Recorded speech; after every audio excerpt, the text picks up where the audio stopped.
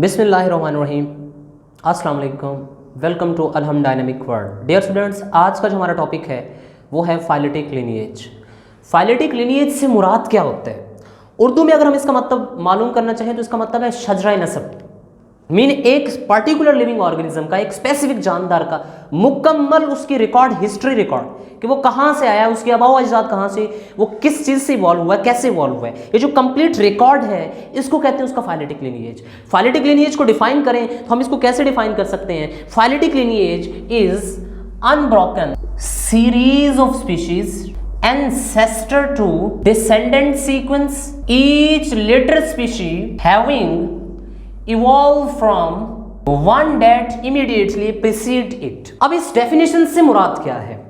इस डेफिनेशन को हम लोग कैसे समझ सकते हैं? तो इस डेफिनेशन को समझने के लिए हम एक एग्जांपल लेते हैं। आइए जरा देखते हैं जी। एक जनरल प्रोसेस की बात करें कि प्रोकैरियोट से यूकैरियोट्स कैसे इवॉल्व हुए, तो आइए जरा देखते हैं।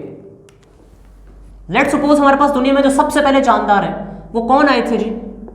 Oldest known fossils are of prokaryotes.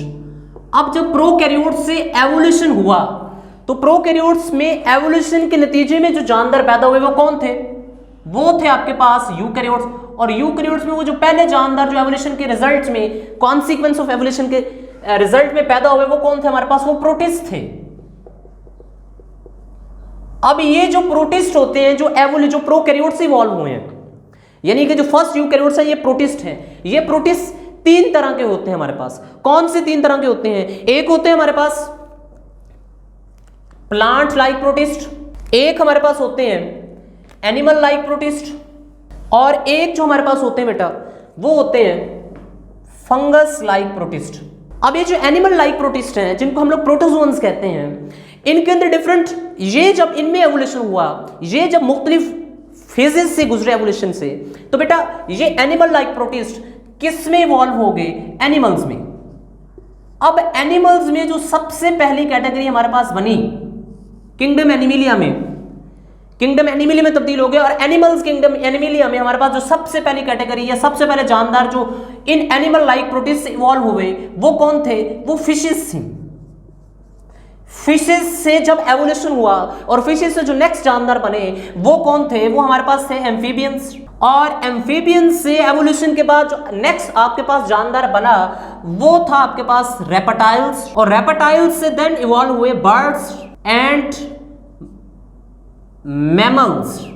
अब ये हमारे पास एक कंप्लीट रिकॉर्ड है, एक जनरल रिकॉर्ड है जो हम मैमल्स के लिए या बर्ड्स के लिए यूटिलाइज करते हैं कि मैमल्स या बर्ड्स कंप्लीट प्रोकैरियोट से कैसे इवॉल्व हुए हैं। ये एक सीरीज बन गई है। अब इस सीरीज को हम लोग इस्तेमाल करेंगे फाइलेटिक लिनिएज की डेफिनेशन को समझने के लिए। अब फाइलेटिक लिनिएज की जो डेफिनेशन है उसमें जो पहला पॉइंट है अनब्रोकन सीरीज ऑफ स्पीशीज। अगर इतने हिस्से को भी देखें हम लोग, बेटा देखिएगा, एनिमल्स में सबसे पहले फिशेस के बाद एम्फीबियंस के बाद रेप्टाइल्स से बर्ड्स और mammals. This is what we call unbroken series of species. Fishes की स्पीशीज, फिर बेटा एम्फीबियंस की स्पीशीज, रेप्टाइल्स की स्पीशीज, ये एक सीरीज ऑफ स्पीशीज है। अगर हम इनको पीछे भी कनेक्ट करें तो this is complete series of species. यहां पर मुकम्मल बेशक बहुत ज्यादा जानदार हैं, लेकिन अगर इनकी लिविंग ऑर्गेनिजम्स की बात करें तो ये एक मुकम्मल सीरीज बन जाती है, एक चेन बन जाती है। This is series of species.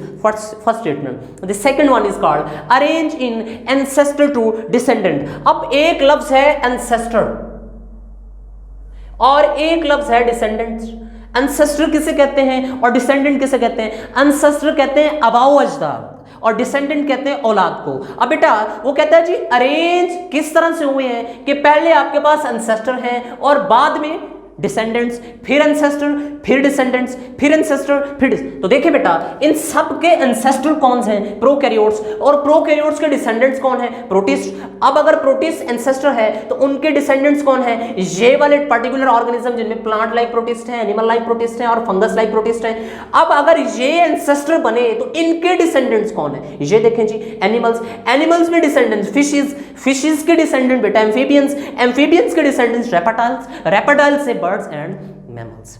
अब ये दूसरी स्टेटमेंट। तीसरी स्टेटमेंट की अगर हम लोग बात करें, the third one is each later species having evolve from one that immediately preceded. इससे मुराद ये है कि हर बाद में आने वाली स्पीशी अपने से पहले वाली स्पीशी से इवॉल्व हुई है। ये देखें, ये हर बाद में आने वाली स्पीशी अपने से पहले वाली स्पीशी से इवॉल्व हुई है। रेप्टाइल्स एम्फीबियंस से इवॉल्व हुए हैं, एम्फीबियंस फिशेस से इवॉल्व हुई हैं, फिशेस एनिमल्स में, और एनिमल्स एनिमल लाइक प्रोटिस्ट से इवॉल्व हुए हैं। हर बाद में आने वाली स्पीशी अपने से पहले वाली स्पीशी से क्या हुई है बेटा? इवॉल्व हुई है। This is the third statement, this is the complete definition of phyletic lineage. इसका मतलब ये है कि फाइलेटिक लिनिएज एक मुकम्मल शजराए नस्ब को एक्सप्लेन करता है कि एक particular species of living organism कैसे कैसे और कहां से इवॉल्व हुई है। तो ये जो एक मुकम्मल शजराए नस्ब है, इसको हम लोग कहते हैं फाइलेटिक लिनिएज। अब जरा देखें, अगर इस फाइलेटिक लिनिएज का एक पूरा स्केच देखें तो हमारे पास तो फिशेस की बहुत सी कैटेगरीज आ जाएगी, एम्फीबियंस की कैटेगरीज आ जाएगी,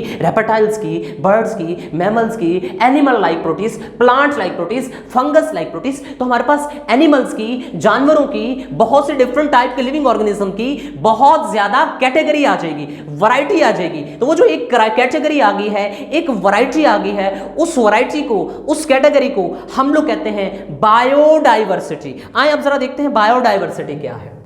लिविंग ऑर्गेनिजम्स, बायोडाइवर्सिटी क्या है बेटा? जिंदा जानदारों की वैरायटी। ये जिनको हम लोग फाइलेटिक लिनिएज के थ्रू अरेंज करने की कोशिश कर रहे हैं, ये जो कंप्लीट वैरायटी है ना बेटा डिफरेंट लिविंग ऑर्गेनिजम्स की, this is what we call, this is called biodiversity. अब एक अंदाजे के मुताबिक, साइंटिस्ट के मुताबिक बेटा हमारे पास इस दुनिया में, हमारे पास बच्चों 5 to 30 million type of species एक अंदाजे के मुताबिक इस दुनिया में पाई जाती हैं। साइंटिस्ट के मुताबिक इतनी स्पीशीज दुनिया के अंदर पाई जाती हैं। इनमें से जो जिनके बारे में हमें पता चल चुका है वो कितनी है? 2.5 million type of species are known to scientist, means 25 lakh किस्म की स्पीशीज जो हैं हमें मालूम है। इन 2.5 मिलियन टाइप ऑफ स्पीशीज में कुछ क्या है हमारे पास? एनिमल्स हैं,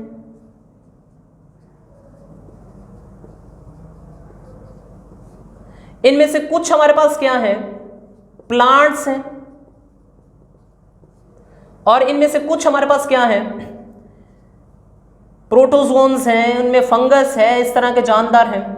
ये हमारे पास कैटेगरीज पाई जाती है। अब अगर एनिमल्स की बात करें तो एनिमल्स में हमारे पास एक तो आ जाते हैं इंसेक्ट्स। तो जो इंसेक्ट्स की कैटेगरी है, या जो इस 25 मिलियन टाइप में जो इंसेक्ट्स हैं वो सबसे ज्यादा हैं, 53.1% इंसेक्ट्स हैं। और इनमें बाकी जो एनिमल्स हैं अदर देन वो कितने हैं बेटा? वो हमारे पास हैं 19.9%। इसका मतलब है कि अगर सिंपली एनिमल का एमसीक्यूज पूछा जाए या एनिमल्स के रिगार्डिंगली बात की जाए, how much percentage of animals is existing in this 2.5 million type of species, तो वो इन दोनों को जमा करके आएगा 53.1 और 19. Mean 73% type of living organism हैं जो अब तक एग्जिस्ट करती हैं एनिमल्स की, और उनमें से इंसेक्ट्स हैं वो इतने हैं, और अदर देन इंसेक्ट्स वो हमारे पास 19.9% है। और अगर प्लांट्स की बात करें तो प्लांट्स हमारे पास कितने हैं बेटा? प्लांट्स हमारे पास हैं 17.6%, और इन प्रोटोजोन्स की बात करें तो ये 9.4% इंक्लूड है। अब लास्ट में एक बात ये याद रखें कि हमारे पास ये जो मुकम्मल रिकॉर्ड है ना, ये जो हम सीरीज ऑफ स्पीशीज की बात कर रहे हैं, इस मुकम्मल रिकॉर्ड, लेट्स सपोज किसी एक मैमल की बात करते हैं या किसी एक बर्ड की बात करते हैं, तो कुछ जानदार ऐसे हैं, कुछ लिविंग ऑर्गेनिज्म ऐसे हैं जिनका हमारे पास ये मुकम्मल रिकॉर्ड, जो उनको मुकम्मल इन प्रोकैरियोट्स या इन एनिमल लाइक प्रोटिस्ट के साथ कनेक्ट करता है, वो उनका मुकम्मल रिकॉर्ड हमारे पास नहीं है। We lack that record. तो why we lack that record? उसकी क्या वजह है कि हमारे पास ये रिकॉर्ड मौजूद नहीं है। वी लैक दैट रिकॉर्ड, वो लैक दैट रिकॉर्ड, हमारे पास ये मुकम्मल रिकॉर्ड नहीं है। हमारे पास बहुत से पर्टिकुलर लिविंग ऑर्गेनिज्म के एक पूरी सीरीज ऑफ स्पीशीज नहीं है। उसकी एक ही वजह है, due to soft bodied organism, due to बेटा सॉफ्ट बॉडीड ऑर्गेनिज्म की वजह से जब वो जमीन के नीचे दबे वो लिविंग ऑर्गेनिज्म, तो उनके फॉसिल्स भी बाकी नहीं रहे, वो भी खत्म हो गए, वो भी रेडिकेट कर गए। जब उनके फॉसिल्स नहीं मिले, क्योंकि हम ये जो सीरीज ऑफ रिकॉर्ड है ये फॉसिल चेन की बुनियाद पर हम लोग कनेक्ट कर रहे हैं, जिसका फॉसिल्स पुराना है वो एंसेस्टर है, जिसका उससे पुराना है वो उसका एंसेस्टर है। तो बहुत से ऐसे जानदार हैं जिनके फॉसिल्स नहीं मिले। लेट्स सपोज अगर हमारे पास फिशेस के सैंपल्स नहीं है तो हमारे पास ये चेन, ये जो सीरीज ऑफ स्पीशीज की एक चेन है ये कंप्लीट नहीं है। और ये फॉसिल क्यों नहीं है? क्योंकि फिशेस या वो जो जानदार जो कि जिनका रिकॉर्ड नहीं है उनकी बॉडी क्या थी? बहुत ज्यादा सॉफ्ट थी। तो due to soft bodied organism, due to soft bodied organisms we lack that record, हमारे पास ये मुकम्मल रिकॉर्ड नहीं है। तो बेटा ये था फाइलेटिक लिनिएज, जिसमें हम लोगों ने देखा कि उसकी डेफिनेशन क्या है, जिसको हम लोग शजरा नस्ब कहते हैं। फिर हमने बायोडाइवर्सिटी डिस्कस की। थैंक यू बेटा, बहुत शुक्रिया।